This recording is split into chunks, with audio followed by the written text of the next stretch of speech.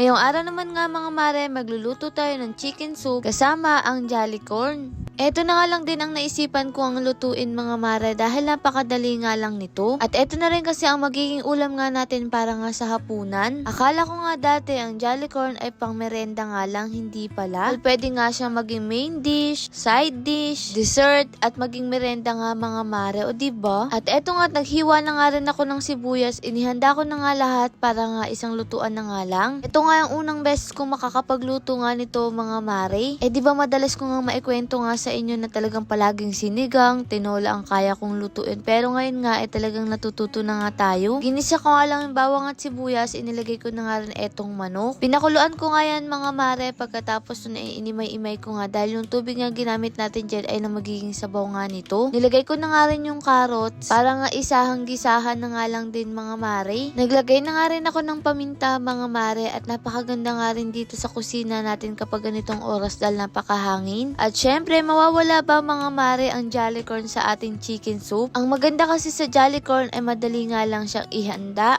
Bukod nga doon ay easy open ka na nga to mga mare, kaya kapag nagmamadali kang magluto ay talagang mapapabilis ka. Yung isa nga whole corn nga mga mare, ito naman ay cream corn. Para kahit papaano ay creamy nga siya mga mare, kaya pinaghalo ko nga silang dalawa. Nung okay na nga, ayan, inilagay ko na nga rin etong sabaw mga mare nung pinaglagaan ko nga kanina nga ng manok. Pagkatapos nga nung nakitang kumukulo na, ayan, naglagay nga lang din ako ng cornstarch. Lalagyan ko nga rin pala to ng itlog mga mare para syempre mas lalong sumarap. Sabi ko nga kala mama, sabay-sabay na nga kami kumain mga mare kasi paminsan-minsan nga lang nangyayari dahil palaging busy ang bawat isa. Kaya sabi ko habang nagluluto nga ako dito, ihanda na nga yung lamesa para kapag nakapagluto ako ay sabay-sabay na nga kaming kumain. Grabe mga mare, amoy pa lang ay talagang napakasarap na nga. Alam ko na hindi nga ito ang magiging una't huli nga nating luto nito mga mare kasi nung nasubukan nga namin ay masarap pala talaga siya. Parang kakaiba naman nga sa panlasa, o siya, may nalista na naman nga ako sa aking mga recipe.